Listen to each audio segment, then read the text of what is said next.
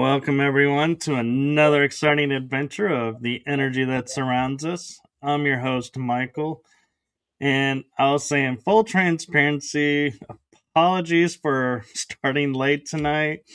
We were backstage chatting and completely lost track of time, so I will take responsibility for that little snafu. But with that being said, we were having great conversation, and you all are in for a huge treat with our guest tonight. And so, without further ado, I am going to hand it over to my incredible guest to introduce herself to you all and share a little bit about herself. So, I give you the one, the only meditation experiencer extraordinaire, Mary Amy. Hi, thank you for having me. Yes, and I will take some of the responsibility because I was asking you some questions and I was trying to get to know you a little bit.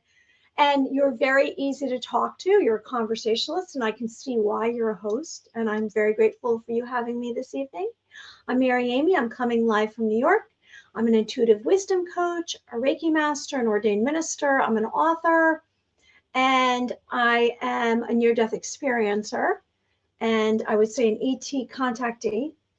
And I speak of angels and light and supernatural events and paranormal encounters.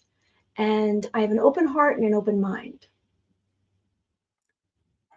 Wow, I've been told I wear many hats, but I think you actually have more hats than I have. I don't know. You seems like you have quite a few yourself, paranormal investigator. But thank you for saying that. I'm also an artist.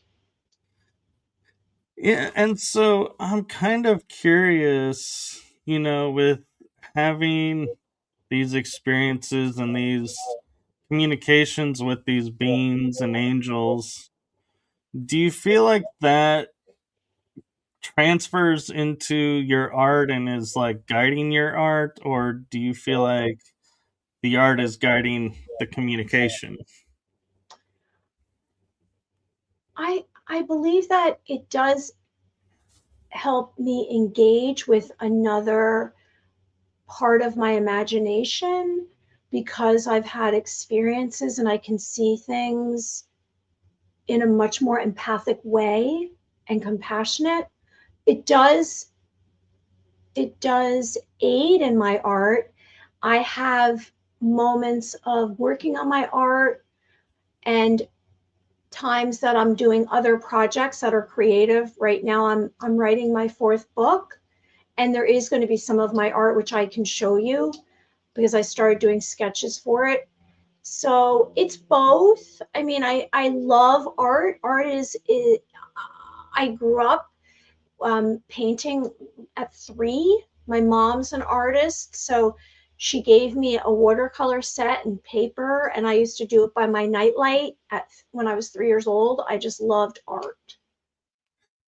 Wow, that's incredible to be sitting there watercoloring at 3 years old. I'm thinking at 3, I'm not even sure I could keep everything within a line.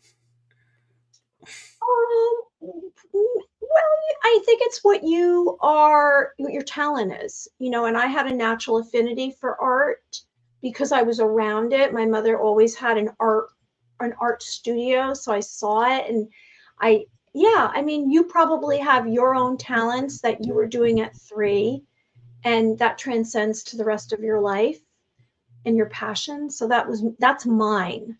That is mine. It's art. I'm watching you and your hand saying, "This is mine," and I'm like, "Yes, I'm not trying to take it from you. I promise." I know. But you know what it is that some things, because of I had trauma in my life, and there were situations that I couldn't really be expressive.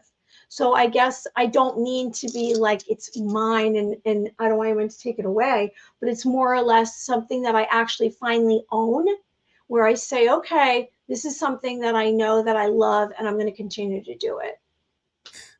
Yeah, I was teasing about the taking it. I was totally seeing it as you are, empowering and saying, "Yeah, this is who I am," and standing in the power of your skill. And so, kudos for that. And in your bio, I find it most interesting because I had a paranormal experience at 2. You had a near death experience at 2. And so, one, I'm really curious, did you remember it when you were 2, or did your memory of the experience come later? And what did that impact have on your life? It actually created my personality because you're supposed to be protected by your mother until you're 3, and your personality is forming. So it was formed around this event. And to answer your question, I had fragments of me leave because it was traumatic. And later I went to a shaman much later who helped me bring back pieces of my soul. My soul had left. So I had some memories of it, and some I blocked out. And it's interesting because people that was around when I was in high school, I spoke too much later, and I didn't think that I had that much recall, but this one person said, "Oh no, you were talking about it." So I guess some stuff ekes out of you whether you realize it or not. You're talking about something if it's on your mind or if it's evident. And it probably depends on the situation, Michael, because you know how something triggers you to talk about something, whether it anything, like, oh, that reminds me about my aunt, whoever, or, oh, I went down that road. So it probably depended on if anything triggered it. And it made it it affected me with my speech, my development, and I was a victim. So it took a lot of work to kind of overcome it and to gain some confidence about myself. Which I was gonna add, my next question to you was gonna be is growing up, having, the near death experience so young, how, what was life like growing up? Because I know it changes perspective, it changes the thought waves, sort of, or it did for me. So I'm kind of imagining it would for everyone. And so growing up is very different with that. And so I'm curious, how you navigated growing up with all these experiences, and when did you figure out you could telepathically communicate? Okay, I was much better communicating through my thoughts than my words. I um, wait, let me think. I had a difficult time growing up because I probably didn't know anything else, so it was hard for me because I never spoke about it. People didn't know about that it happened to me until much later. And I was in my 20s before my family didn't know. And it was a secret. So I guess I had more fear than some people. That might have been where I came from, but I also had a thicker skin. So I was someone who took many chances. I didn't find any concern about not being able to do something. I just tried it and did it. I always thought I could do anything. And I was pretty athletic. I was a tomboy. So I physically felt like, okay, I can do this. And because I overcame so much. I don't know if that answers your question. It does. And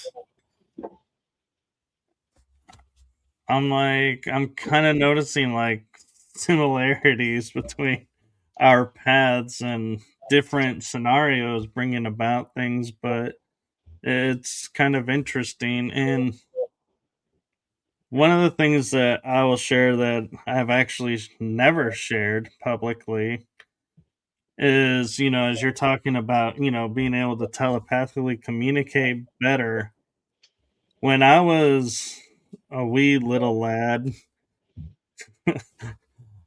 I would sit there and I would just like kind of look at my sisters or, but I would never speak anything, and they would go and get everything that I needed. And my parents were like starting to get concerned if I had vocabulary or the ability to speak, because they were doing everything for me without me saying what I needed or what I wanted. And so they, had to scold my sisters and tell them to stop doing that. And I've often wondered, like, because we don't use it after that, does it stay or does it disappear or what happens with it? But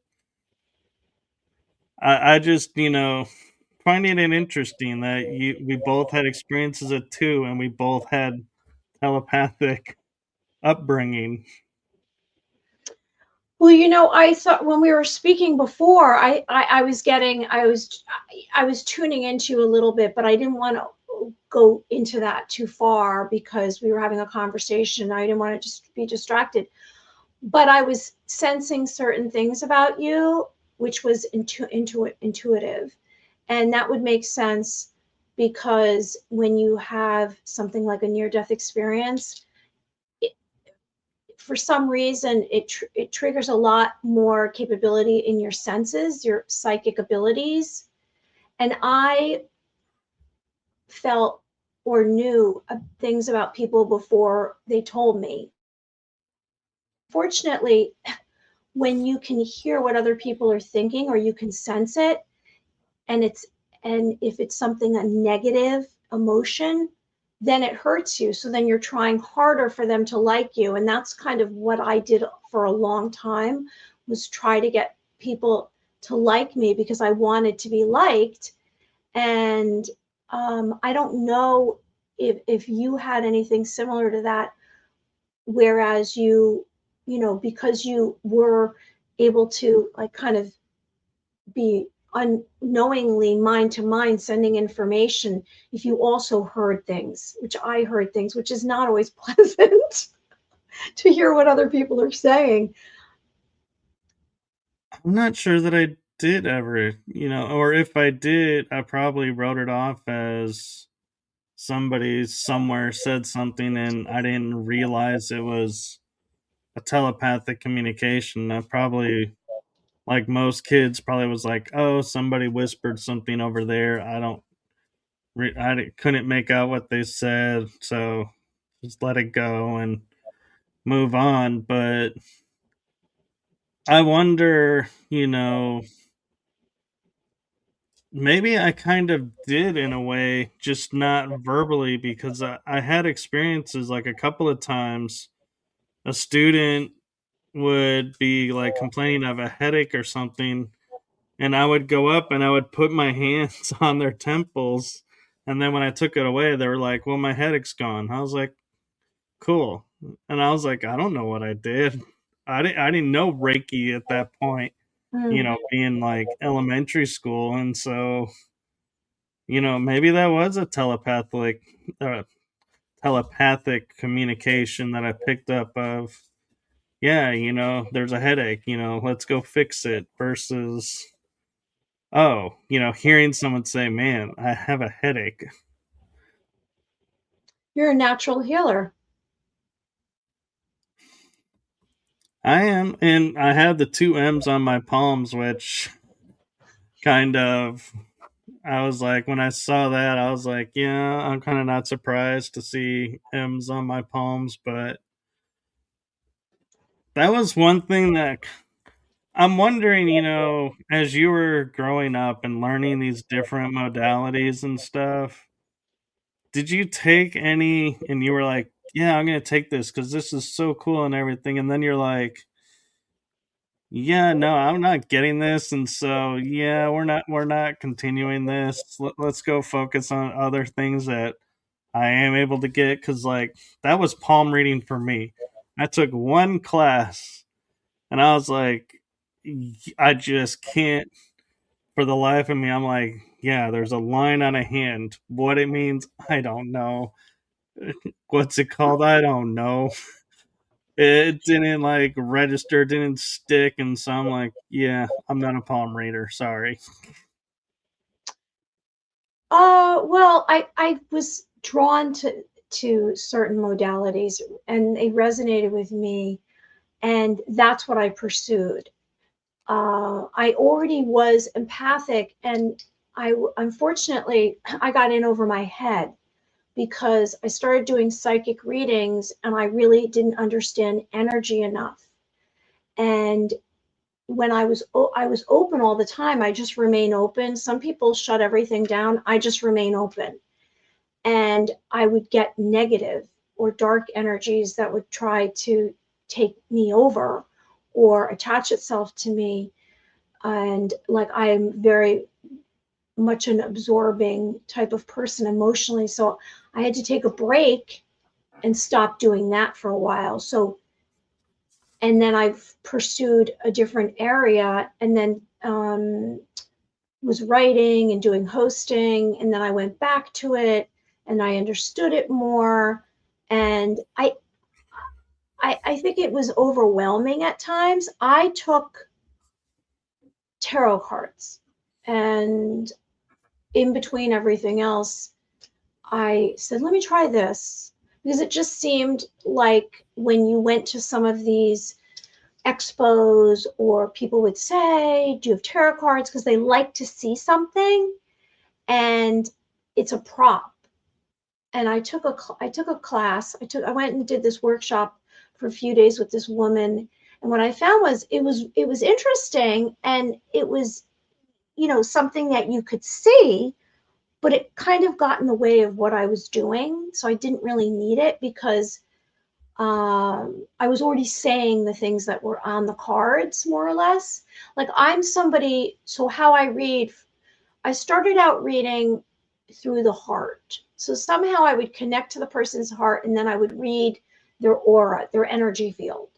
And I would pull out moments and not look at them. It's better if I'm not looking at them, which I eventually figured out. And then I realized, okay, let me focus on my clairaudience.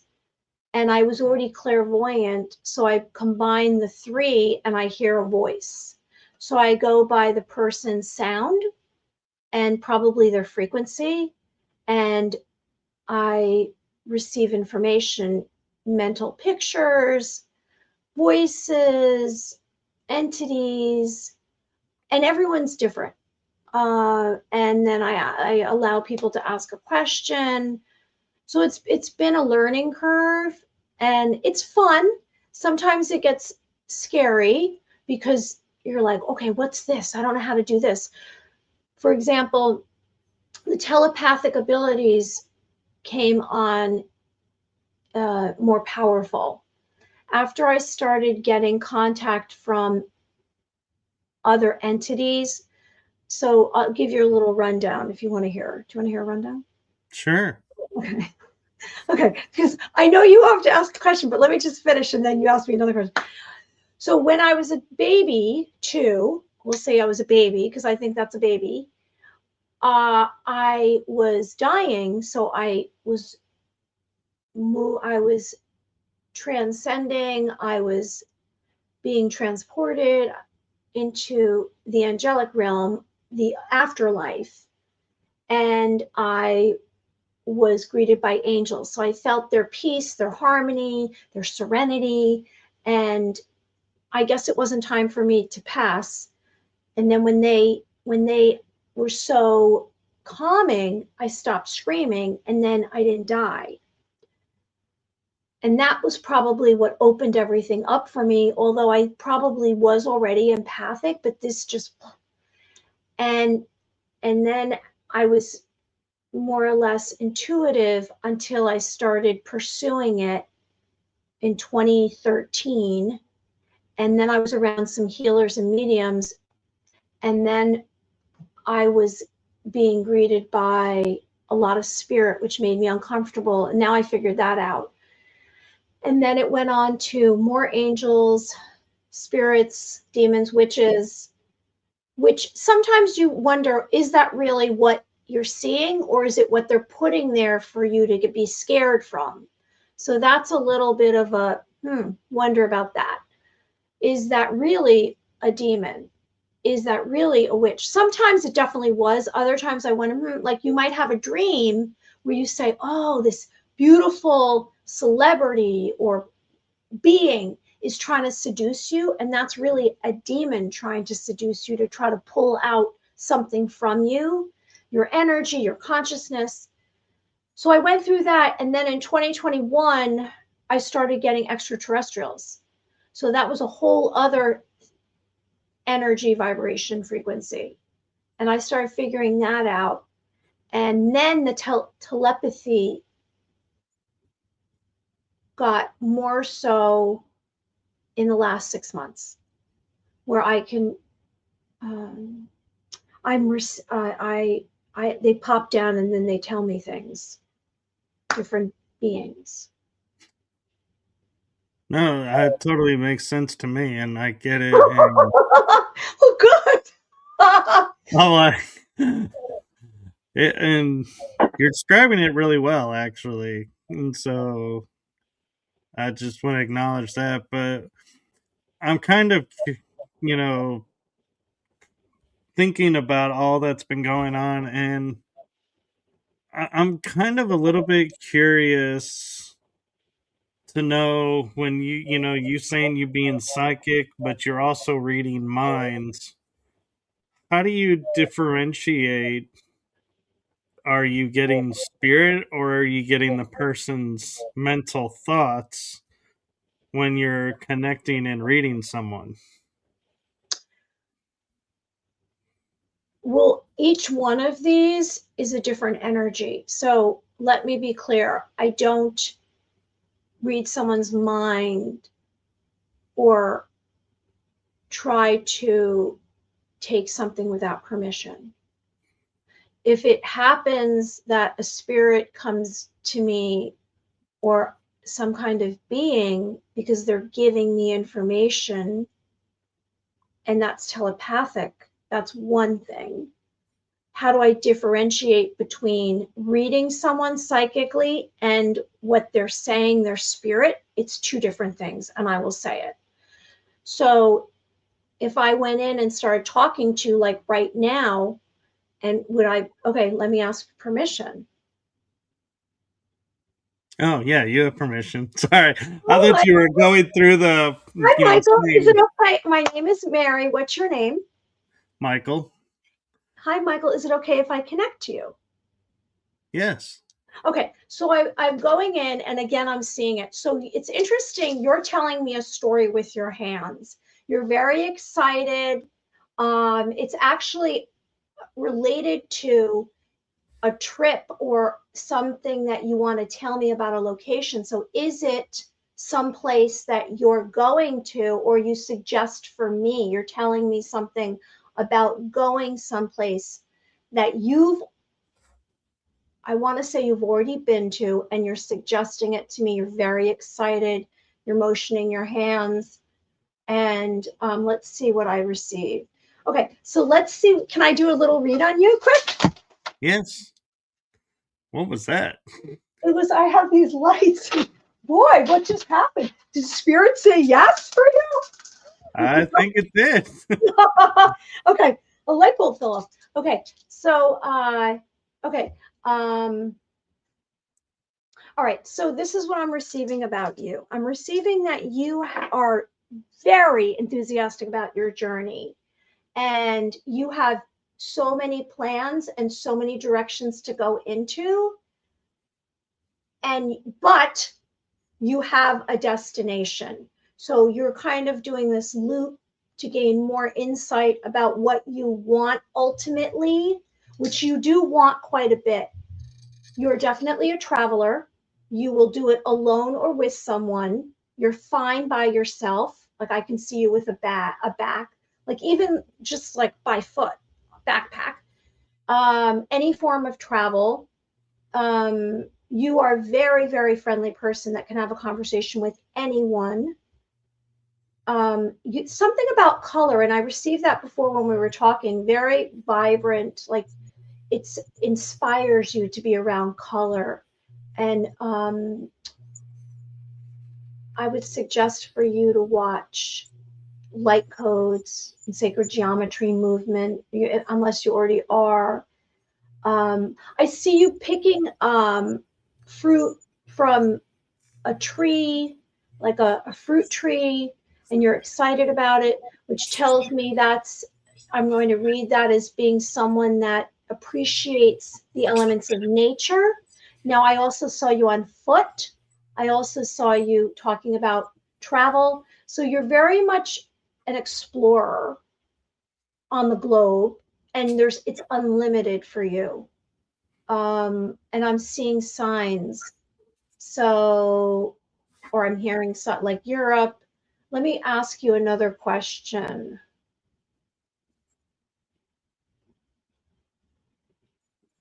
So you're actually asking me if I'm receiving any spirit around you, or if there's anything that you want, if I wanted. So I got a female, a woman, and let's see, a woman. And so she has, this woman came through, she has big curls, brown hair. She's pleasant. She's positive. She's a supporter of yours. She's a relative. Okay. I don't know if I should keep going or you ask me more questions. Well, I gotta think about that one. I'm like, do I have a relative that has brown curly hair? It's like big curls. Big curls. There is bangs here and some big brown curls. Like not dark brown. I would say light brown. And she's a supporter of yours. And let me see. Like it's not she's not old enough. She doesn't seem, although it could be her as a younger version. I was going to say not a grandma type. Let me see if I get more information about her, and I'll let you speak. So I won't push it. I'm not pushing. Okay, and what I find interesting is, like you picking up on like traveling, and with my parents when they were here, we would travel a lot of places, and so I have been to Africa, Europe, the Mediterranean, Central America, so I have, traveled in, a lot of places, and Africa and southern France were on my own, and that was quite an experience because it's like that was the first time traveling my own, and so now I've kind of, yeah, like, I'm comfortable to go and travel on my own, or get on the car, have a road trip with friends, and go somewhere. But I've always had that, though, is, if somebody was to say to me, we're going to go, on this road trip, I'm like, cool. And I'm not an early riser, but if they said, oh, we're going on this road trip, but it's going to mean you're going to have to get up early, I'm like, I'll be up, don't you worry. And so it's like something switches in me. And so when it comes to, when I get the opportunity to travel, it's like something, like it's excited, and it's like, oh, is it time to go yet? Is it time to go yet? And I have actually been known to And I never told my parents this, but when we would go to visit family and I would drive part of the way with them, I would fall asleep at like 2, 3 in the morning and wake up at 4 to get ready to leave the house at 5 with them to start the journey. And I would be wide awake, first driver. It's like, because I couldn't go to sleep. It's like I would just be like too afraid, I think, to oversleep, and then I was gonna, like hold everything up, and it's like don't want to be that person, so we're just not gonna sleep. We'll sleep later. But yeah, I have that natural excitement to go adventuring and see places that I've only seen through energy and the physicality. This is your passion. Mine's art, yours is travel. I could agree with that. And I do have a little bit of art skill, but it's nowhere near like a lot of people's. And in one of my books, I put a drawing in, and on the bottom, I was like, "Yeah, this is my drawing." And I sent it to my illustrator, and I was like, here's what it looks like, and feel free to take and do it really nicely and draw it really nicely." And she goes, "Why, what's wrong with your drawing?" I was like, "Really?" There Because you in my go. mind I'm like, "Yeah, this is bad, please take it over and draw it, make it look really nice." And she's like, "No, you did really well." I'm like, "I don't think so." And I mean, and that's kind of been my life, is I always underestimate myself because of what others will say, and by what they say, I'm talking their actions. Like, for example, in my 20s, I think I was in my 20s, maybe my early 30s, I was at a church that was non-denominational, and I was helping, with the kids, because I was like, yeah, I'm not into the whole sermon and all that. I'd rather do this. And well, they had a choir. And I'm like, I'm not a, professional singer, but I'm like, I can harmonize. Well, we do a Christmas show and they insist on giving me a solo. And I'm like, don't give me a solo. No, you're going to get a solo. Don't give me a solo. At the end of the performance, I kid you not, this is how it goes. The choir director and the children's director came up to me and they go, yeah, we're going to ask that you kind of step aside from the choir. And I'm like, I literally got kicked out of church choir. Oh, no. And so when people go, "Oh, let's go karaoke, let's go sing," I'm like, "Yeah, you have no idea what you're asking." I'm like, in my mind, I'm like, I got kicked out of church choir. I do not have a voice to sing with. Do not give me a microphone and ask me to sing. I got kicked out too. So I was in elementary school, and we had, and I don't think I've ever told this story. And we had chorus, and I now remember the woman's name was Mrs. West, and she had short hair, kind of looked like Julie Andrews type. You know when Julie Oh, Andrews no had pressure there. pardon me? I said no pressure there. Yeah. So she looked like remember Sound of Music? Her hair was kind of similar to that, short. It was a golden color, similar. Her name was Mrs. West, and they had this Philadelphia trip every year. And the fourth and fifth graders would go on a bus to Philadelphia and sing, sing for a performance. And I remember, now I had a voice problem, and I can't sing, zero chance. I'd be the one kicked out. So I remember she auditioned everyone, and I remember going in and no one got canceled for that. I did. They were like, no. You're not going and singing. So same for me. Like I was the only one out of the whole class who didn't go to Philadelphia, and I couldn't sing. So I get it. Don't ask And, karaoke either. I can't sing.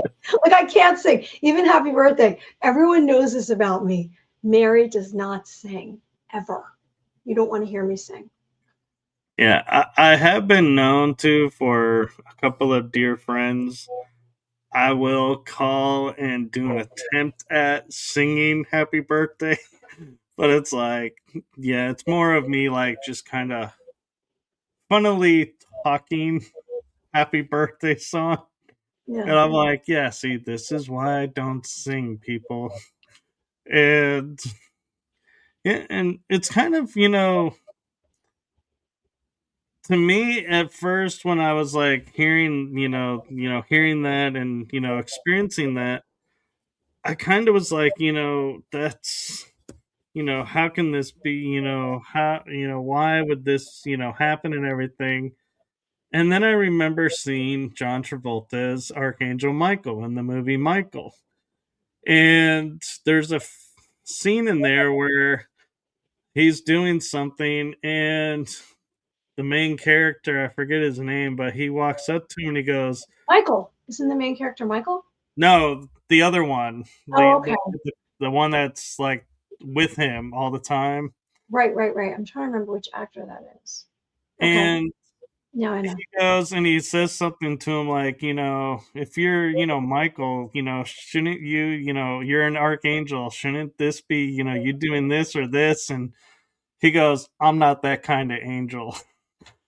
And it's like, and it's stuck in my head. It's, when I heard that, I was like, yeah, I don't have to have the singing voice. I'm not that type of spirit. So, okay. Right. And it's like, it brought a little comfort. And I was like, I used that line to justify going, okay, so I can't do this. I'm not that type. Oh, I can't do that. I'm not that type. Okay, I'm okay with that.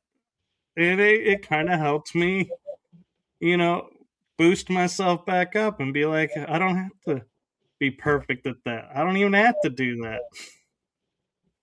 That's interesting that that's the movie you chose to take a quote from, and that's a positive movie because it's about angels and challenges and overcoming and being someone who is showing kindness and love, and the main character and becomes a better person by the end of the film. Yeah. The other one that you'll probably will say will fit me much better was Robin Hood, Prince of Thieves. And it was Azim when he was talking to Robin, and Robin's talking and saying, I had all these perfect intentions. I had all these perfect everything. And Azim looks at him and goes, there are no perfect men, only, perfect intentions. And it was like, yeah, see, now I don't have to worry if I fall short on something because it doesn't make me less perfect. It just means I did my best and fell short. So pick yourself up and, still finish it, but, you don't have to pressure yourself and you don't have to do this or that. And I was like, yeah. And I even created one of those vision boards and I made a little quote of that and like stuck it at the center and was like, yes, I'm going to make this my mantra that I don't have to be perfect. I like it. I was a big vision board assembler when I started doing this site, like as a somewhat of a profession, and I would do the vision boards, and I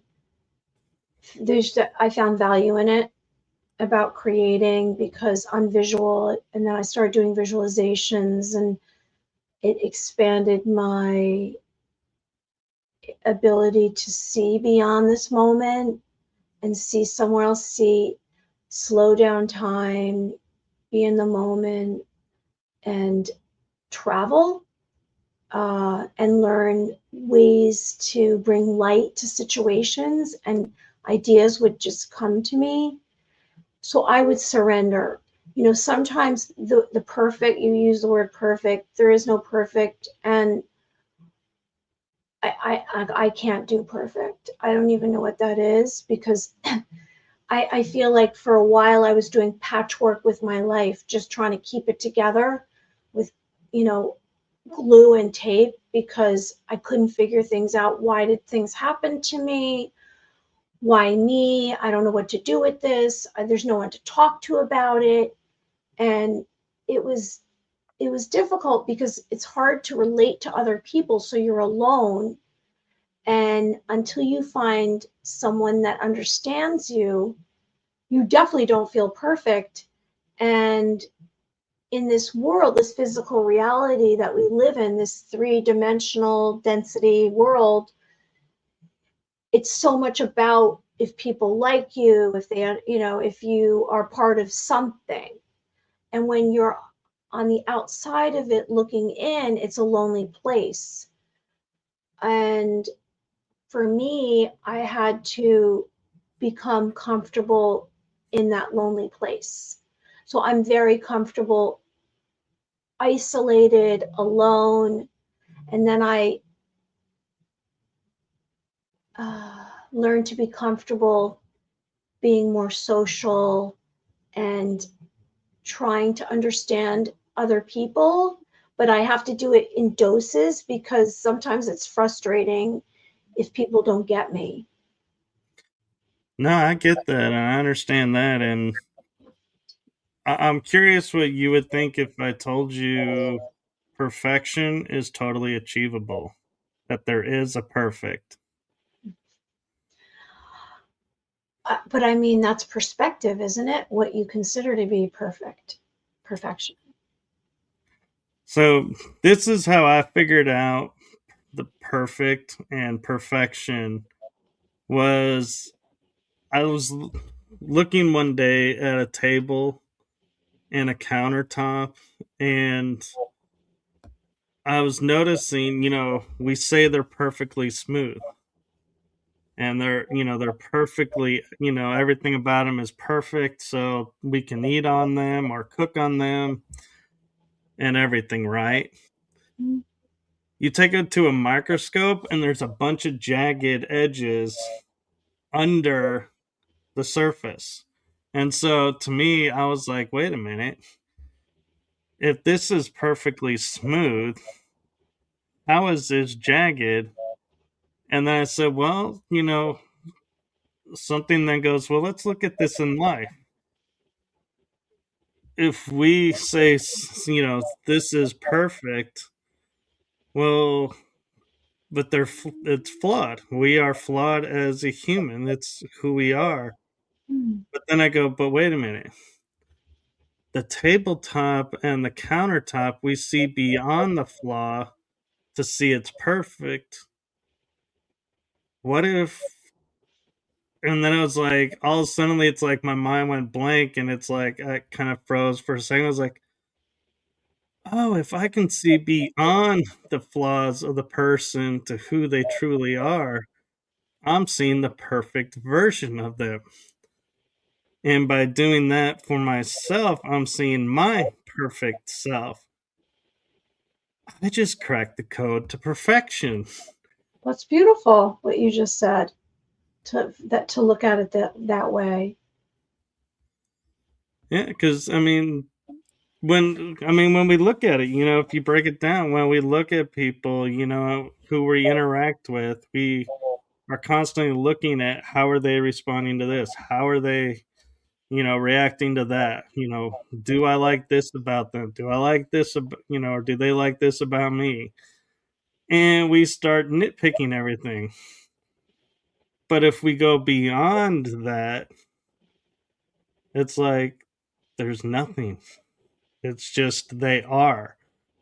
And so I'm like, oh, that's the perfection, is you see them just as they are.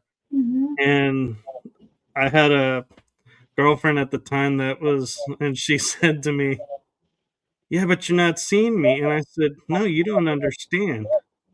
I'm looking beyond your flaws. And I know as a boyfriend, I shouldn't say you're flawed, but we all are. I'm sorry.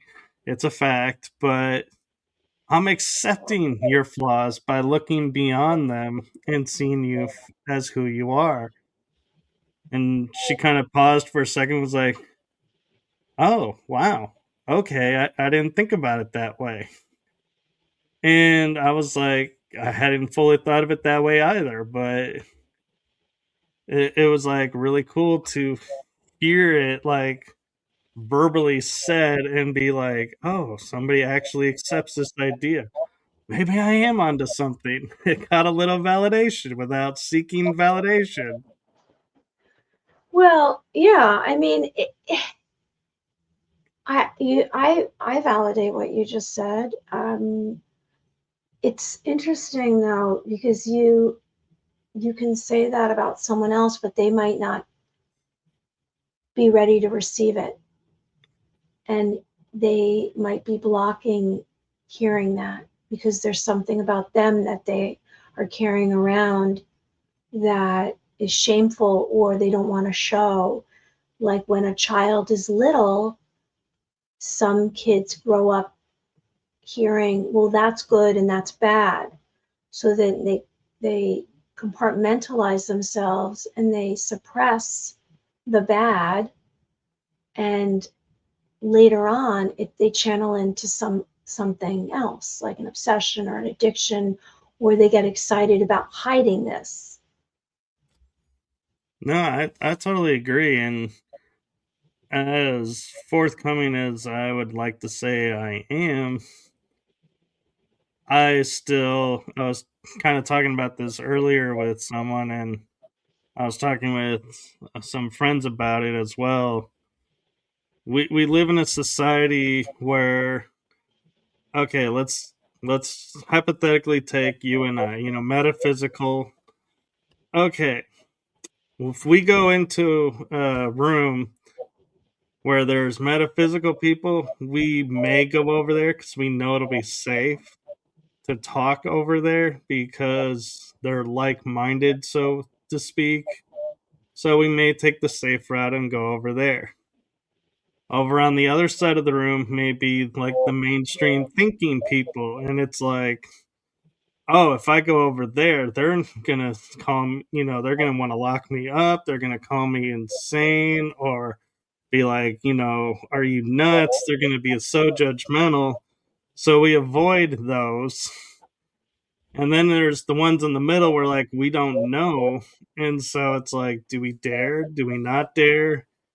And unfortunately that's the world we grew up in because, and I'm going to say this out of the blanket statement of I don't know your age, you don't know my age, but when we grew up, you didn't have the communication like we have today.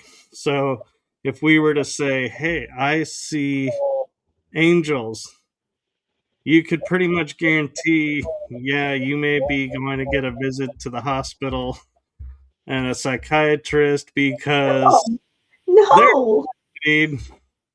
no, you're not correct. Oh, you You didn't have that? no, I've Oh, never had. I've I never. I learned growing up. I could not talk about certain things around certain people because Well, it I was didn't talk not. about it. I didn't know. I never had that. I never had that. What you just said. I've never had where people are like, really? Tell me what do you see? That's what I get. What do you see? Tell me. I don't get No, any visits to the hospital. yeah, I got No the. visits to the hospital for me, Uh, Michael. yeah, and one example of it was how different that was is 9/11 when it first happened. I was at a friend's house for New Year's right after it happened, and they were like, and a couple of my friends pulled me aside and they were like, just we were just talking on their sofa, and she's like, so when's your enlistment date? And I said, I'm not enlisting.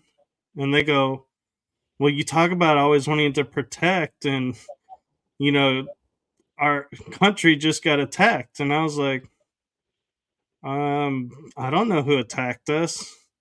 So I'm not enlisting because I don't know all the facts of what went on. You know what their response was?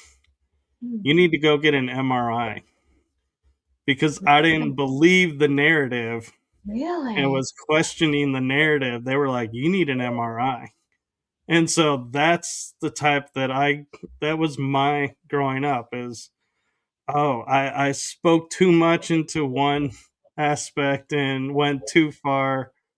So yeah, I rocked the boat too much. Gotta hold it back. Gotta pull back.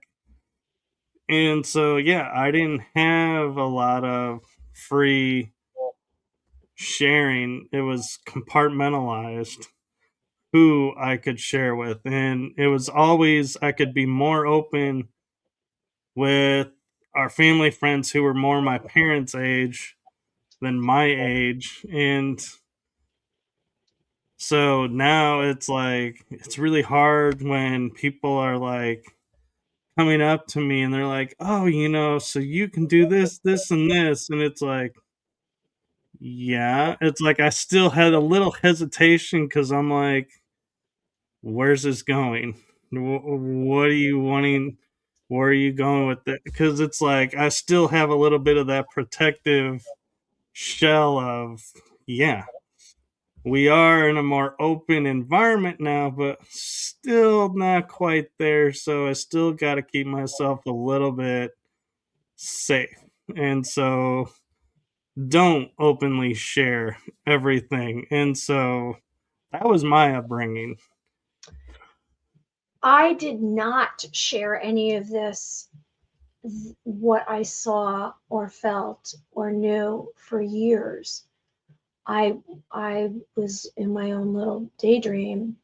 It wasn't until in the last probably 11 years that I started being more forthright with what I believe. And I did get some side comments that I heard, but not directly. People did not directly shoot me down. And at first, I can say that made me sad and uncomfortable. But, um, it was like, I don't have time for this. I can't worry what other people think. So I pretty much gave up on pleasing everyone. So I did too compartmentalize. I didn't realize I was doing it. And I believe that the world is cracking open and more of what we know will be mainstream and considered possible because more people are talking about it and everything with technology is happening so quickly. That's part of it. People are saying, what's going on here? Because there's a lot of change coming fast. So it's lifting up the ground and people are noticing. They're noticing something's different. So then when they're noticing something's different, then they'll say, wait, maybe that is a real thing. I'm going to reconsider that. And I mean, there probably will be some people that don't want to try to figure it out because they're very comfortable where they are and they're scared of change. It is, but eventually everyone's going to have to move with the direction that the world is going because otherwise they're left behind. That's true. And I'm kind of interested in an aspect that I don't know if you have ever dealt with being an artist. And I'm coming at this because we have like AI music now where it's completely generated by AI. And a gentleman was sharing with us an AI song that his daughter had wrote and sang, and he played both versions, and then sit and looked at us and goes, okay, which one's the AI? Which one's my daughter? And I was able to pick up which was his daughter because I could hear the emotional um, the emotional tones in the music, where the AI can't master emotional yet. So it's all like just word. It's like there's no feeling behind it. And what I'm wondering with you, with your work, being an artist and a painter, when you see, pictures where AI generates the painting, do you look at it and go, oh, I totally get what's going on here? Or are you like, this is a nice image, but there's nothing to it? There's nothing behind it. It's just an image. I I am not pursuing the artificial. I'm more organic, so I don't even look at any of that. It's not even in my view. It's like over here somewhere, over there. I'm not pursuing that because I don't think that that's productive. I don't want help from an AI. I don't want to have anything to do with that because then that seeps in. I'm all about organic and the elements of nature and the stars in the sky and the earth below my feet. And I don't look at that. So I don't really have a commentary about that. Like, I don't want to be someone who's saying I'm anti. If someone wants to be into that, that's fine. I'm just not. So I don't know if that helps you understand me. Oh no, it totally does actually, and I actually, appreciate that. And I'm not putting down AI myself, and those that want to use it, I choose not to use it as much as possible myself with writing and stuff. But I was just curious your perception, if because like you say, your art and your paintings comes from inside and insight, if how that would translate if you don't have that experience. Could it be You get manufactured? a I don't. box. Hmm? Yeah, I don't want to bring it. I think all of that is very boring. That is boring because, like you said, the element, the human element, and also the difference is that digital and analog. So when we had analog it's like the difference between film when they made movies with film or television with film rather than digital. It takes away part of the human factor, the sound, the color, the voice, the crispness, the realness. So I'm not a fan. It's not my thing. I don't know what's going to happen. Maybe I'll be a last, a last person on Earth that is not into that.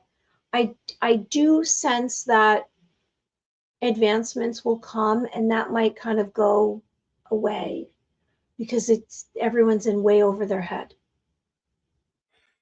No, I can agree with that. And I'm kind of curious now, talking about your painting with all your clairs, that you put into the painting aspect. Have you ever, when you're communicating with like another being, do you ever paint them and be like, that's who I was talking to? Or do you just appreciate you're talking to a being and I'm like, I don't need to paint you to know that you are who you are? Well, I am actually, it's interesting you're saying that. So this book that I'm working on right now, which I'm in the last few pages. It's taken me 2.5 years of the writing. I started doing the illustrations for it. And I had hundreds of these experiences. For example, I'll show you. I did a couple of quick little art for it, which I don't know whether I'm going to use it, but I'm going to show you. Like, for example, I can tell you, would you like to hear a couple of my experiences, and then I'll show you a few pictures? Absolutely. Okay. So Or as the French would say, absolument. okay. So for example, I'm going to tell you, I categorized what happened to me, and I wrote it all down because I had originally done a dream journal. I don't know if I have it around here. I think you had it on the display of the show, of the format for the show. So I started writing down my dreams 2014. So by 2021, I started getting experiences with extraterrestrials, and I would get what I call a download, which would come more or less, it felt like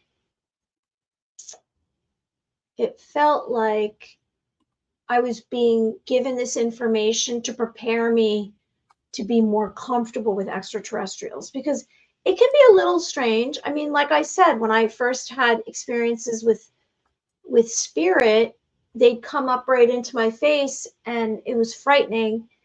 And then I had to adjust to it and realize that they're just trying to communicate with me. And so actually it's pleasant for me because I'm like, who's going to show up tonight? And when the extraterrestrials started coming, I was used to spirit and then some other negative energies. So with the extraterrestrials, I started getting these downloads. So it would come in, Michael, as let's say, for example, I would be awake. I would go to lay down to go to sleep, or I'd be woken up in the middle of the night, or it would be right when I would wake up. So I would be awake when it would happen, and my eyes would be closed, or I'd sense something and I'd close my eyes, and then I would see maybe some kind of dark cloud and then a ship passing through, and it would come across my eye line. So it'd be like left to right, left to right. And it might be multiple different little spaceships. And those I called downloads. And then I would have what I called contact, which would be an actual extraterrestrial that would come through. So what happened to me, this is my experiences, is it would be like you're on a video chat. So they would come through. Hi, whoever's saying that. Hi. Thanks for joining us. Like the video and subscribe. It would be like, usually for the most part, until the last year, it would be like waist up. They would come. Sometimes it would be full length. And I would see them like we are right now, talking. So it would be like this close. So it would be like you, except you're an extraterrestrial. And I would call that contact. So for example, I had a few of these different species, which we've given names. Whether or not that's what they really are, I think they are. Could be wrong. So here's an example. So I did this. All right. So like this was a couple of different experiences I had. Like this was September 3rd, 2024. I saw this gray alien, and I realized now I didn't color this in. So this gray alien, there was a tree, and he was going like this. Hi, like hi, hi, like strange, right? But there would be all kinds. Now, would I call that a contact? Probably, because it was clear. It was pretty clear, but it's interesting. You think they all are clones of each other, but they have their own distinct facial, like some of their eyes might be bigger than another guy's, and there's also different species of grays. This was an experience I had where in between every dream or every vision I had was this red geometric shape, which was very strange. It was like planted in between to show me. Sometimes it came through as a remote view. And this happened to me maybe 2 or 3 times, where I had these geometric shapes that broke it up. I'd have a remote view of a location. Now, wasn't asking for it. It just happened. So I'm taken somewhere to be shown something. And then this, when you said, wait, what did you asked me a question about extraterrestrials. So like, these are very primitive. Like, I have to go back to the experience and really do. This was a quick sketch one morning. Like, this is an Arcturian. I had this one Arcturian who's my friend now. He came once a year for 3 years, and then finally I understood what he was saying to me, and then I wrote it all down, and I'm having it in my book. I had one gray that came 5 times, but for the most part, it's a different guy each time. And yeah, so each of them, Michael, has a different energy. Like, the extraterrestrials have a different energy. So, like, for example, I have had more recently, instead of extraterrestrials showing up, I've had the views of spacecrafts coming. So I believe they're coming, and I've been told they're coming. So they're literally physically going to be shown to us. So people can't be like, that's not real. That's not real. It's not real. Because it's real. Actually, I have a funny story for you about that. And my parents relayed the story to me from their teacher, because somebody asked this spiritual person, Mm-hmm. you know, how are we going to get the whole world to see this and acknowledge this? And I summarized the story as to go like this. So you have a room that's in this building, and there's 15 people in the building. 5 people are dead set aliens, UFOs, all of that. Hogwash doesn't exist. They go outside, nothing's there. They go home. 5 people are skeptic. So they go outside and they're like, there's something fuzzy, something just out of focus. I can't quite make it out, but let's say like 3 of them will say, it's my mind playing tricks on me. So they leave. 2 are like, it's just, something, feels like there's something there. I ought to stick around because I feel like there's a reason this is going on. And then the 5 other people are like, hey, look, there's a UFO. And look, there's someone coming out to say hello and having this great experience. And the whole point of the story is your experience will be based on your filters. So if your filter is UFOs don't exist, you will never see a UFO parked in front of your house on your lawn, because your mind will make it disappear because it can't exist. You don't believe it to exist. And so that's, when I hear, people saying, oh, we need the whole world to wake up, I'm like, oh, no, we don't, because that's never going to happen, because you do have some people that are dead set, and so more power to them for being that way. And those of us who are ready will see and will experience and go on. And so that's a fun little way that they told me that helps relate to people why you can go into buildings and you can have a group of people and everyone will have different experiences seeing the same thing. It's like, yeah, because of their filters.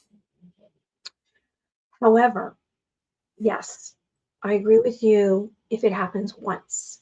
But if the people go to bed and then they wake up and it happens again, because when I started having these experiences, I said, okay, was that real? Like, was that real? After the first time it happened, I said, that wasn't real.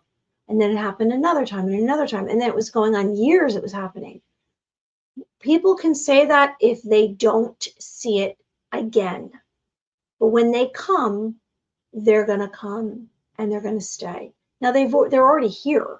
It's just they're not showing themselves to everyone because some species shapeshift, some don't want to be seen. And also, it's about being ready. And if people aren't ready, then they're not ready. And that's completely, entirely up to them. If they want to pretend it's not real. But like I say, just because you're not looking at it, it doesn't mean it doesn't exist. So, like, yes, there's going to be filters, but then there's going to be something that's there. Like, here's this gemstone, and everyone's going to see the gemstone because it's going to go day after day after day after day. And then they're like, oh my God, it really is there. Did you see there's a TV show, I don't want to name it, and this alien virus or ET virus hit the whole planet. And at first, the woman who's the main character was like, that's not real. And she left. But then after day after day, it's like, oh my God, this really happened. So, I mean, you know what? Like, look, honestly, what I just got is that's going to be a big thing. And then something else is going to be a big thing and something else. And then people will be more accustomed to this. And then it will be something else that's a big deal. When it does happen across the planet for more than 1 second, we're going to unify instead of being against each other. We're going to love each other because that's where it has to go. It has to go to love. Eventually, it's going to go to love. Yeah, and I love that they call it the Star Trek universe. And one of the things that I always found interesting in the Star Trek universe, because, being in the 60s, when we were anti Russia, anti this, anti that, you had on the bridge of this ship a Russian pilot, an Asian navigator, alien, science officer, a female African American communications officer. It was like they were like specifically telling you, look, if we're going to be going out in space, we cannot be going out as just one. We have to have women, we have to have men, has to be all the nations or none of the nations. It's like we are an all going forward, or you're going to get left behind. And there were groups of people that were left behind that are like, nope, we're not going into space. So what did they do? They worked for the space agency on the planet and never went into space. And they there was a funny adage with Star Trek. I don't know if you're really into Star Trek, but the doctor was, an anti-space. He was like, it's super dangerous to be in space. You could die so easily in space. And the captain's like, we operate in space, right? And he goes, well, my wife, and this comes from the movie, and the movie, I think, really spells out Bones as a character, where his persona comes from, because they never really clarified it in the show.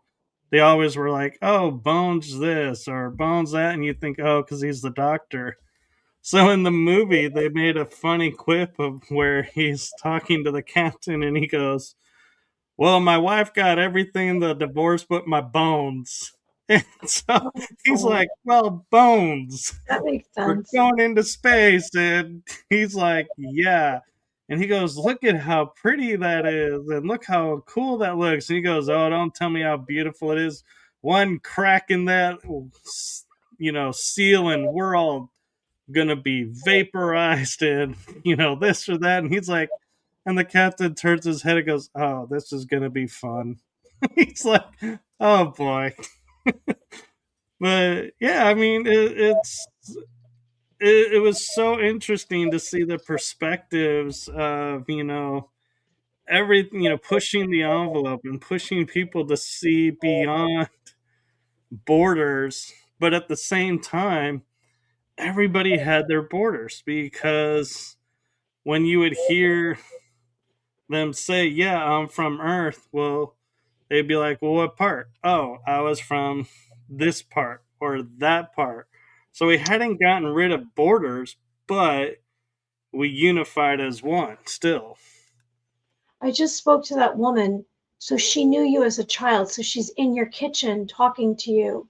Because first you were talking to me about coloring, sorry. And I said, because you said to me, "Oh, why don't you show me how you do, like you want me to show you how to do some art."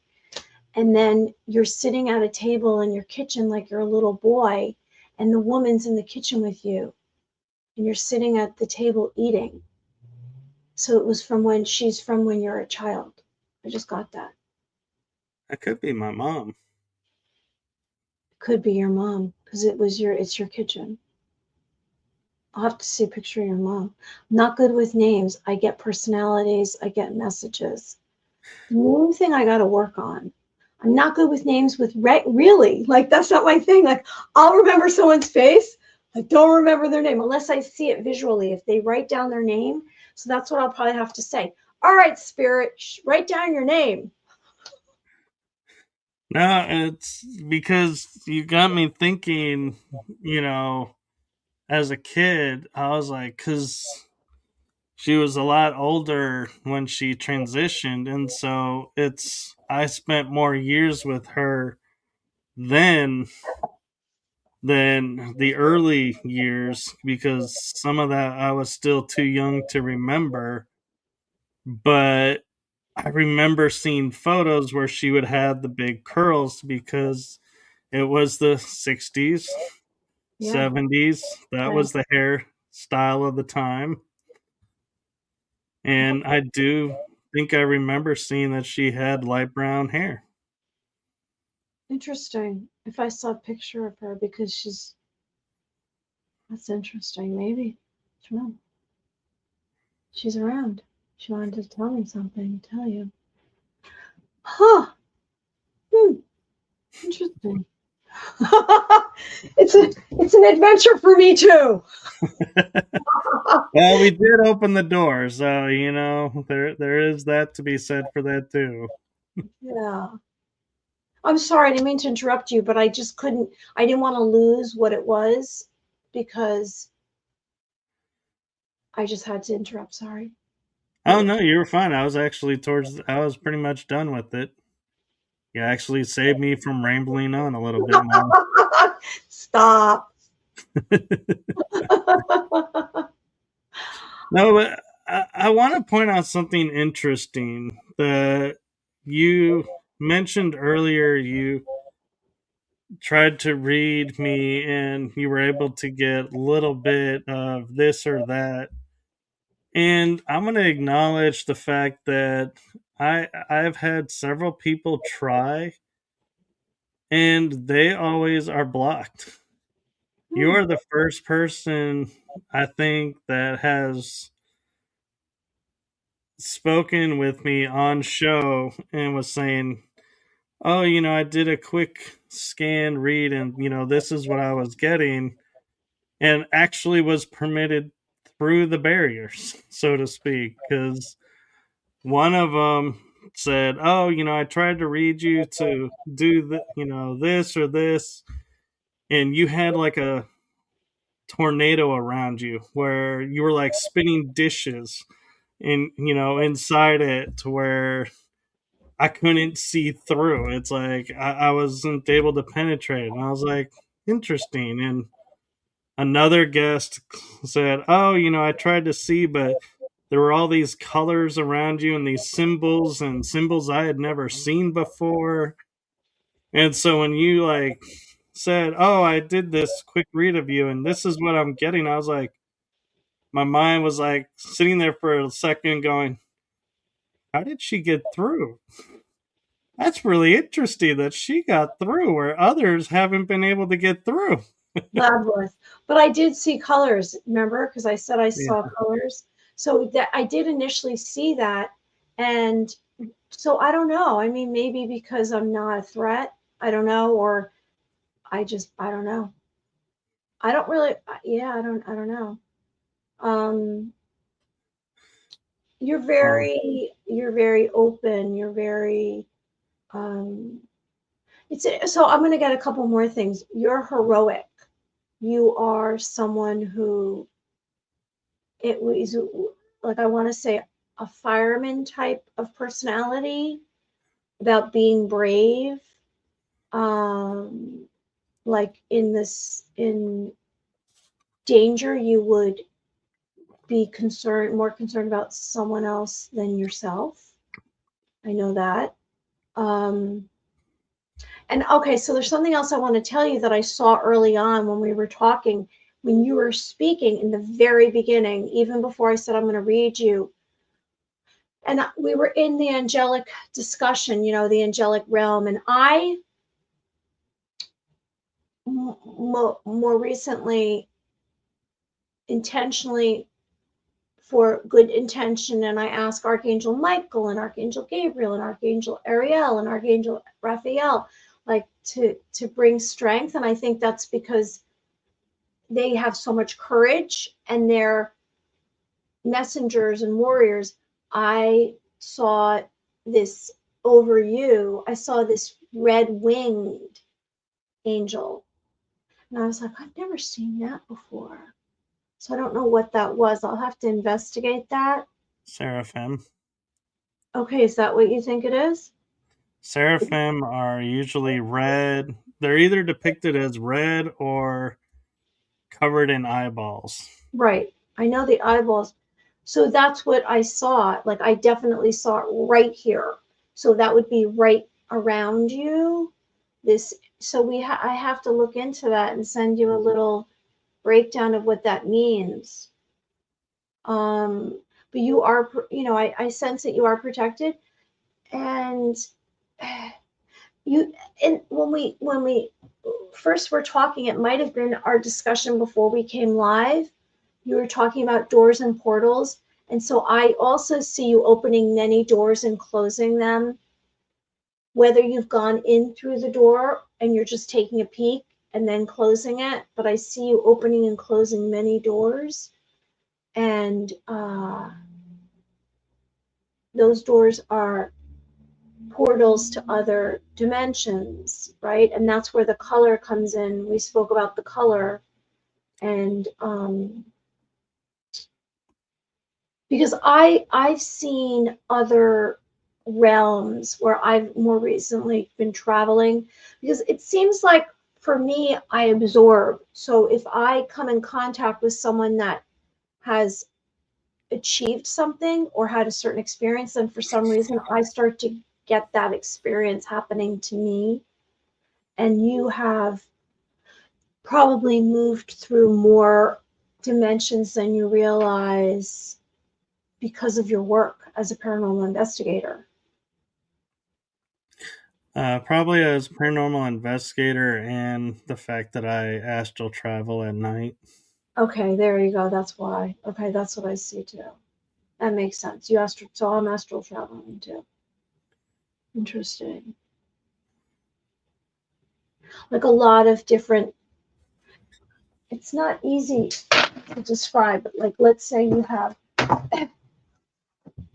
Let's say so. For me, what's happening now is it would be like if this was a shape and it's moving, and then you're seeing all the different angles possible, and there's also light going through it. That's what's happening for me. I don't know if that's happening for you, where you're seeing dimension. It almost isn't the right word. It's like all the aspects of a place, a location, an object, a thing. No, actually, that makes total sense for me, and it really does. And so, I mean, this is part of the fun of growing up with this is it's like, yeah, I understand, how, people are describing and what they're referring to, where other people are like, how? How are you understanding? It's like there's a kind of understanding because I've grown up with it, that it's through it that it's like, yeah, I mean, I may not understand verbatim what you're saying, but I can understand what you're trying to, say. In other words, it's like I get the vision of what you're seeing, and I struggle to describe a lot of times what I see. And so I think that's why I'm able to relate and pick it up, is because it's like, yeah, I can see what you're seeing.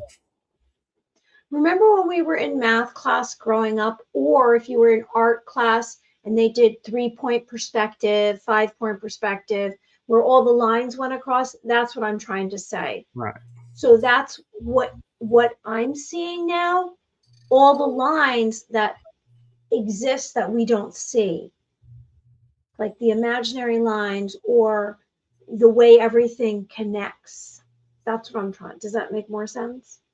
It does. And yeah, and I know, yeah, I know the verbiage and everything. And I have been enjoying talking with you so much that I just realized we're at an hour and a half. Okay. And I know you're in New York, and so you are like an hour even ahead of me, and so it's getting late. And I don't, I want to keep talking, but I also want to respect that, I'm sure you have things to do tomorrow, and you can't be like dead to the world tomorrow to, Appreciate you. the conversation. This has been so much fun. I was a little nervous. I'm a showgirl. The show must go on, and so I get nervous, and then when I'm on, it's all fine. Yes, and I'm the same way actually, except being a dude. But uh, that was supposed to be funny, but yeah. Can I just plug? So here's my book. Yeah, so I was going to offer you time to talk about your books. Okay, so I'm gonna just grab one of my dream journals. Wait, one sec, one sec. I'm just gonna grab one so you could see it. If I have it, do I have it? I like the lights that you have in the background. You like my what? The lights in the Oh, background. I don't know where my dream journals are. I never know where those are. So it's a blue book. So if you would like a dream journal, you can find it on Amazon, My Dream Journal. I should have stacks of my books everywhere. And it has room for 10. It has room for 100 passages, 100 days of your dreams.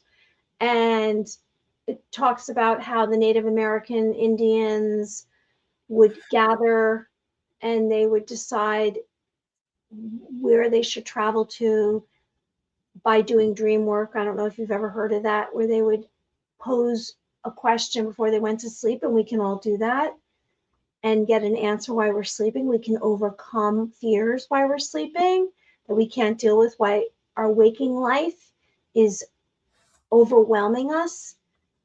And I was always running in my dreams. And I was probably running because I had these near-death experiences, I'm guessing. And finally, I said to myself, tonight I'm going to sleep and I'm not going to run. And I did that. And I didn't run, and everything seemed to shift in my life. So that's a suggestion that I have for you. Quickly, this is a children's book. It's Earthly and the Gemstones. And I have hundreds of gemstones. Earthly goes on a journey and he collects these gemstones, each representing a different virtue. He starts out with gold coin. I did not illustrate this. I had someone professionally illustrate it. And then I also have a book when I was not owning up to Mary Amy, Blue Butterfly. And it just gives you prophecies. Like, this is some of my art, prophecies to bringing light into your life, which I believe we should, visualizing or cracking open that beautiful glowing light that you have in your heart. This is my art. And my fourth book is going to be coming out, which I'm not going to share the title yet, but I will let you know. Hi! Oh, that's so nice. That's very nice. Thank you so much, fearlessly phoenixing. And thank you. And you can go to my website, marrymeofficial.com, and find out about me. Yes, and before we go, I do have, as you were so kind to bring a message for me, I have a message for you. And I will say from my heart and the heart of my shows to you, thank you for what you're doing for humanity. Thank you for doing the art, telling your story, sharing your authentic self, and being authentically you. Thank you. The world needs more of that, in my opinion. So thank you. I appreciate that. That's very nice that you said that. It's very nice. I need validation. I mean, I'm doing things, but I'm on a mission. I'm on a mission, and I'm just going to keep going till I get to the other, to get to my destination. Then I'll have another mission. Yes, and I want to point out too, how I mentioned synchronicity. I have a friend in Canada who has a book about a gnome king Oh, and how he guided her to get gemstones, and she does gemstone readings. And so when you sent me your info and you said, "Oh, here's this book about gnome and getting, gemstones," I was like, what are the odds of two people having the similar story? And I was like, I'm glad you brought up that book, because I was like in my mind going, I want to hear about this, because I'm wondering how these stories, if they're similar or if they're different, and how are they different. And I don't mean it to be like, oh, one story, is real, one's not. No, I'm looking to see, you're in New York, she's in Canada, how alike these stories are and how cool that is, because it just goes to show me in a way of, here, you don't call him the Gnome King, but, here's a gnome that's, yeah, earth S gnome, earthly spirit gnome. He's from the earth, and he gets his wings at the end of the story, and he's real an angel. So he's a universe. I yeah, came up with it in 1999, and I came up with this story in my head, and I created these little pouches, which I interviewed with the flagship store of FAO Schwartz in New York City. And I went and met the CEO, and he purchased 300 of these, and I had them made, and they had the gemstones. And oh, well, thank you so much. And then it, I had little books made, and then I was selling them, and I went to the Javits Center and did all that, and then I just was like stopped and went in a different direction. And then I circled back in 2019. I rewrote the book, and I made a big version of it because it was a little book, and I made a big version. I don't know if that answers your question about the story. Like there's a map. uh-oh. See, he goes on this journey. You're like an earthly. You're going on your journey, traveling.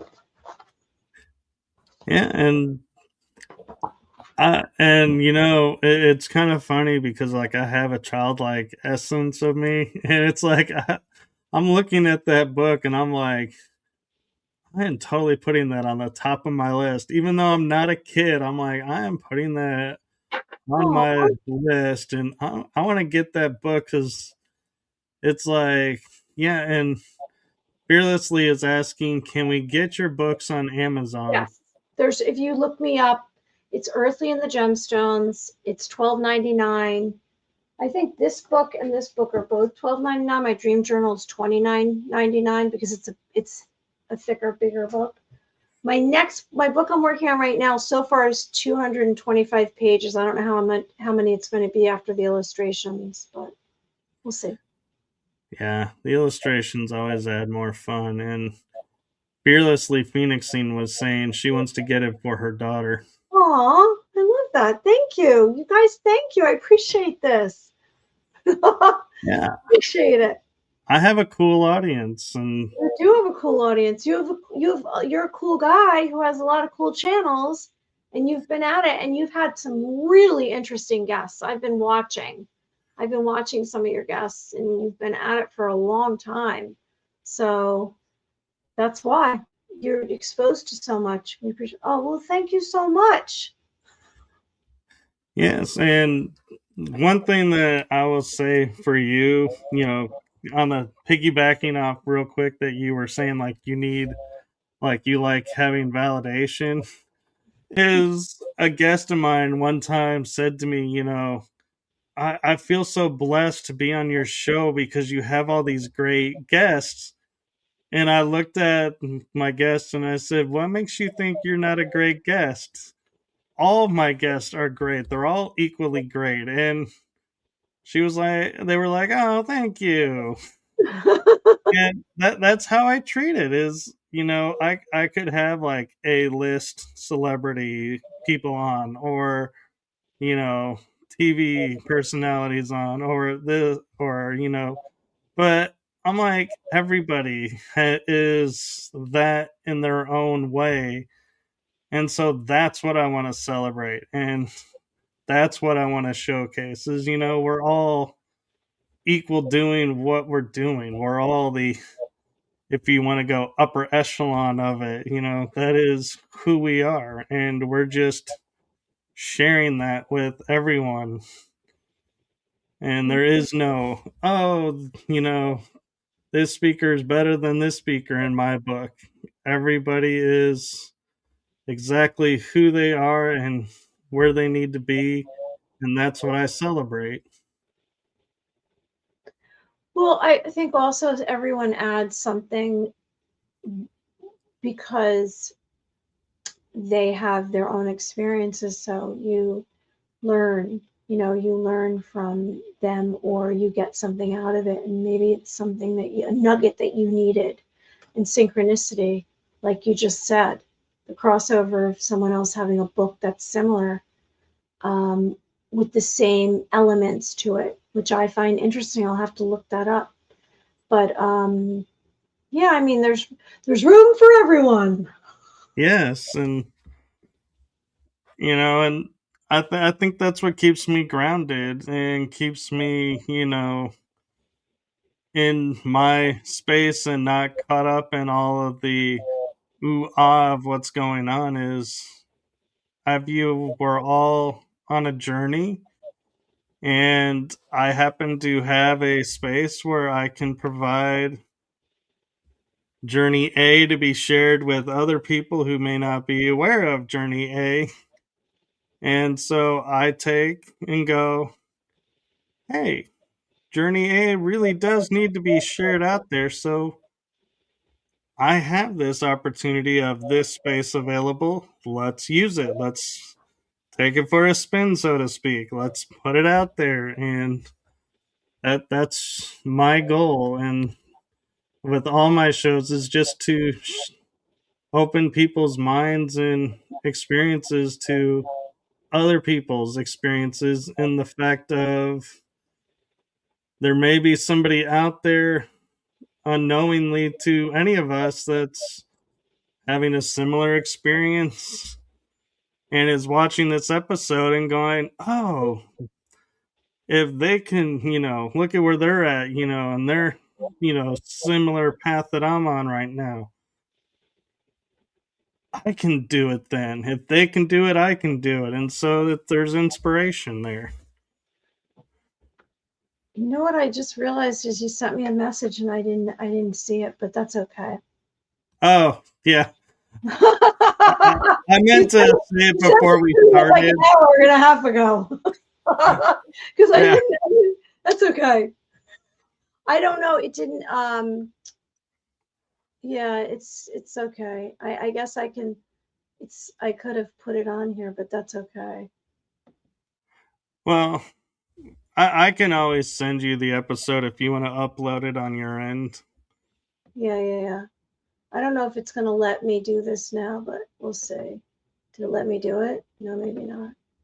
Yeah, I don't know. We're at the very end now. Yeah. We're at the very end. Although somebody did tell me if you start it late, it'll still grab the whole thing. And so I don't know. But Yeah, I'm gonna put it on right now and then see. Yeah, it'll grab the whole thing. I don't know if it's gonna let me. Yeah, there you go. Let's see if it does it. well, I know sometimes it might blink you out for a second because it needs to cycle that you give the permissions. Uh huh.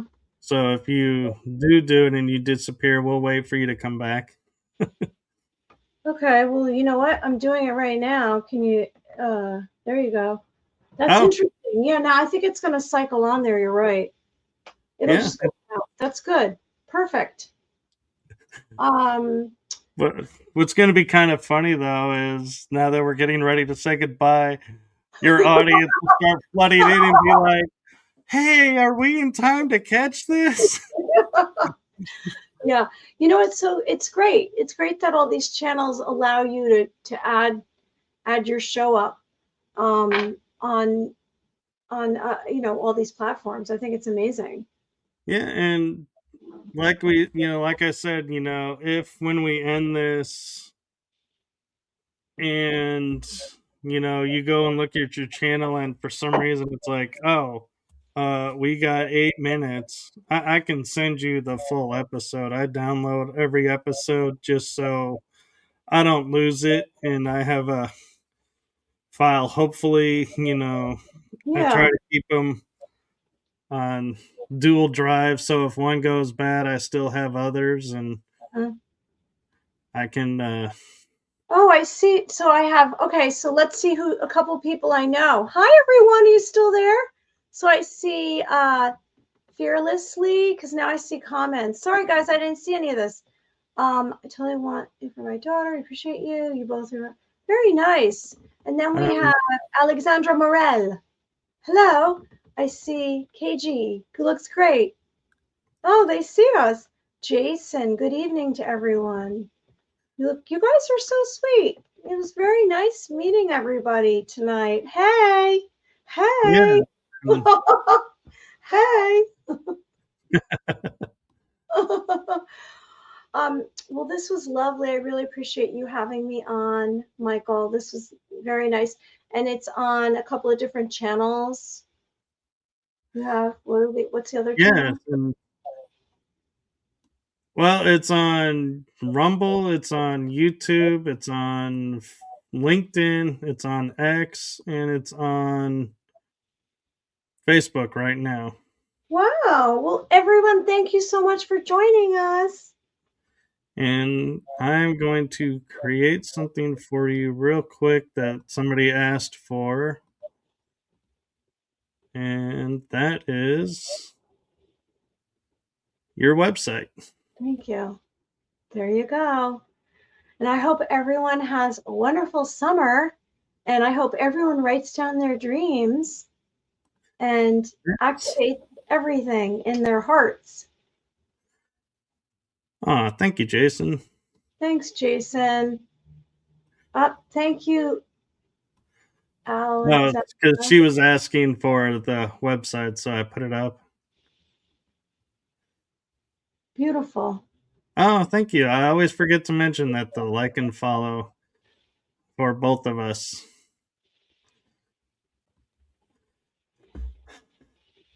Well, since oh, Fearlessly Phoenixing is on your channel now, saying just Oh, nice. subscribed. Thank you. Yay. If you'd like to know anything about telepathy, my own channel, Mary Amy, on YouTube, I have videos about telepathy and intuitive gifts. And if you'd like to watch my podcast, it's Thursday nights on YouTube, Two Psychics Podcast with Michael Edley, who's a medium. We've been doing it for 2 years. That's amazing. And I was just going to ask you, if there was anything you wanted to promote out or anything upcoming. And so here we are, Two Psychics. We are actually doing a live event in Pelham Manor at the Pelham Rails. It's a restaurant, and we're doing a live psychic night. And you can come and meet us and get a 3-course dinner. It's July 29th. Buy your tickets on Eventbrite for Michael Edley and Mary Amy. That's a really good photo, too. Oh, professional. The professional photo. Yep. Although, I gotta say, I kind of like the scarf and the hair look, though. Yeah, it's kind of a trademark thing I do. I'm in New York. So anyone who wants to meet me, you can meet me in person, or you can meet me video chat. Well, I will say, since we linked in yours, we have one person that's jumped from my channel to your channel. And although the viewers are starting to come in now, there's more people now tuning in. And I think it's because at 9 o'clock is when I normally do shows on Tuesdays, that people are used to 9 o'clock, and so they didn't realize we started an hour early.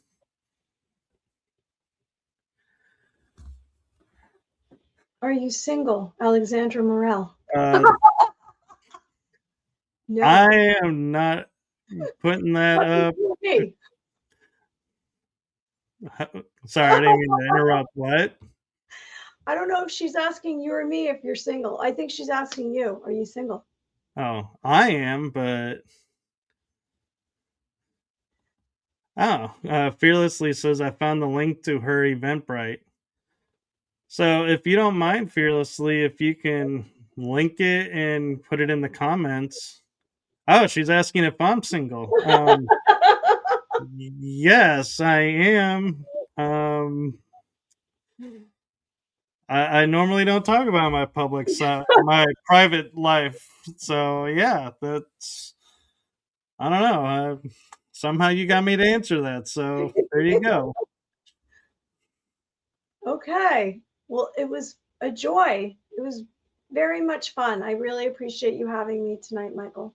Yes, and hopefully we'll get you back on for more episodes. Sure. I'm game. You're a lot of fun.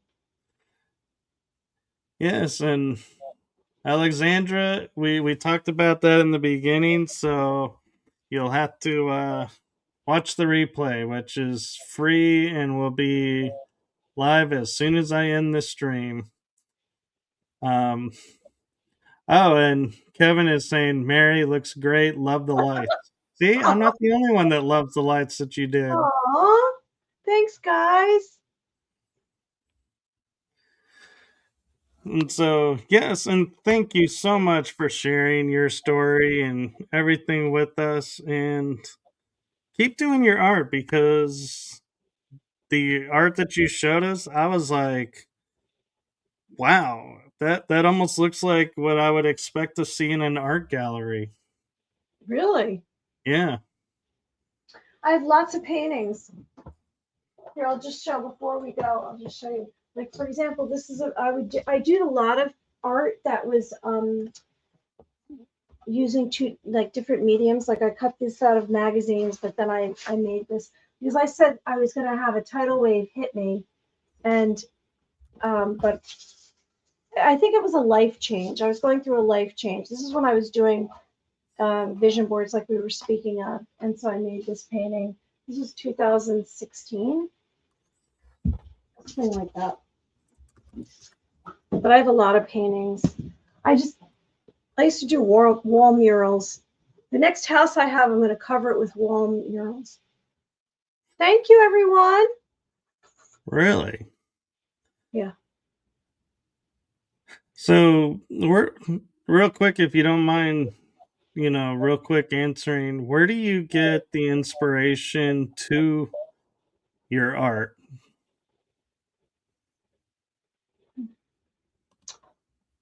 I think it just comes from inside me.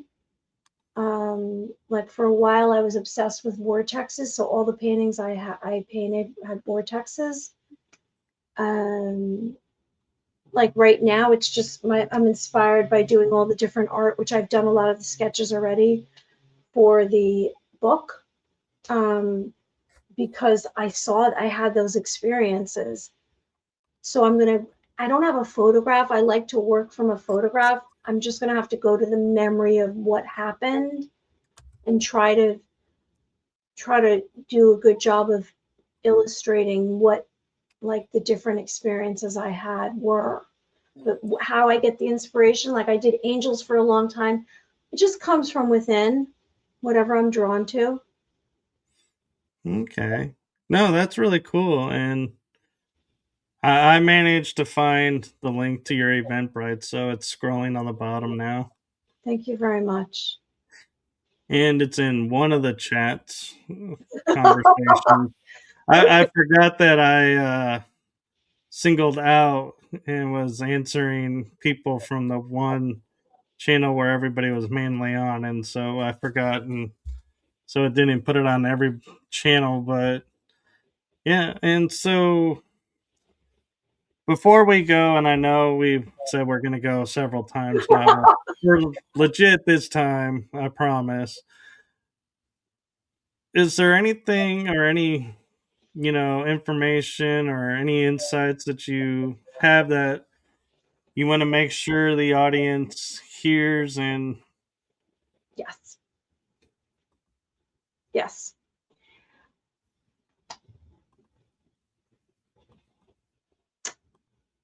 I'd like everyone to remember that we are all connected and we're all actually friends with each other. We just have amnesia. And if you come from the heart, which how you do that, you let out a breath. You relax your physical body. You put your weight in your bottom, the base of your spine. You ground yourself. Imagine your feet going down into the earth. You relax your body. You tune into your heart and you ask your heart, how am I feeling? So you get a one-word answer. Now, maybe it's not going to happen the first time you try it, but you tune into your heart. So you're making a heart contact. So if I say that to myself right now, how am I feeling? I'll say, actually enthusiastic. Now, whatever I hear or receive, I embrace, I accept. Because as soon as you start embracing, accepting yourself, everything will be clearer. You'll feel more confident and you'll start to connect to everything out here and everything within you. So I'd like to make that suggestion. I'd also like to say, love is the most important aspect of the whole world. We're all seeking love. We all want love, whether we realize it or not. And to try to send love to as many people as you can in your life and have forgiveness to anyone that you feel or sense that hurt you. And that will open up another door for you. no, that's beautiful, and thank you for that. And so, as promised, I'm going to say good night, everyone. It's been a wonderful show. Thank you so much, Mary, for Thank coming you. on.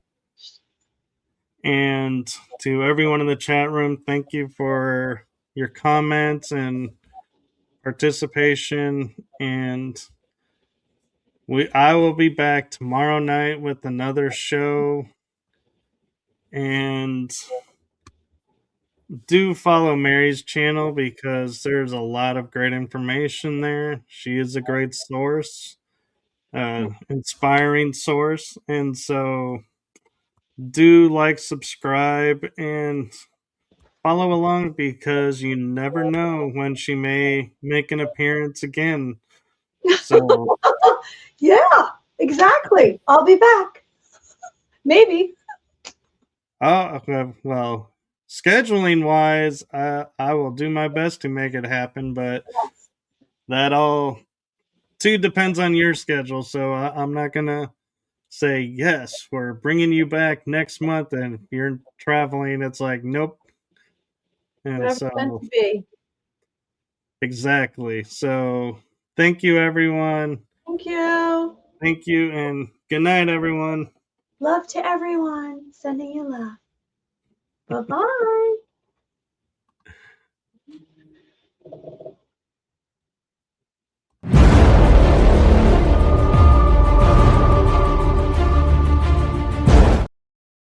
I love when that happens. Try it again. Technology, so grand. Let's see if number 2 will work.